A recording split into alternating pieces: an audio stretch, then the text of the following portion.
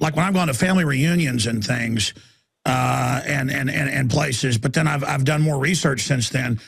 So many of the people in my extended family, you know, great uncles, people like that, others. I mean, you'll be at a family reunion. There's like 20 CIA retirees there, and I guess when they'll say, well, they recruit heavily out of Texas, which is just strange. I don't know if you've ever heard of that, but the point is, so many of them said, well, you know, it's very immoral, and I got out of it. So as you said, that, you know, they get out of it.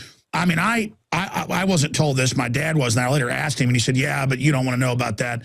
I mean, I had a great uncle, he's still alive, who was an Army officer, and they recruited him when he was middle-aged and said, okay, well, now your final, you know, stuff you're supposed to do is basically deal drugs and kill people in Chicago, and he said no and got out. So you're right, there's a vetting. It isn't once in, always in. I mean, almost all these people that my dad's talked to, because, you know, they told him more, they all refused to be part of it and then got stuck in a desk job. So there's this continued thing going on, is my point.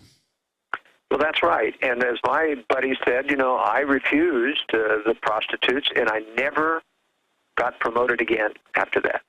Now, what people have to understand, as part of my explanation, there's a dark side and a light side, a white side to the CIA, the DEA, the FBI, and they not only recruit heavily out of Texas, and that's not for the same reason they recruit heavily for Mormons. They recruit heavily for Mormons out of what Webster Tarpley mistakenly calls the Mormon Mafia, because they see a lot of Mormon agents in. And by the way, the Mormon Mafia that Tarpley refers to Howard Hughes hiring a lot of Mormon people for his security.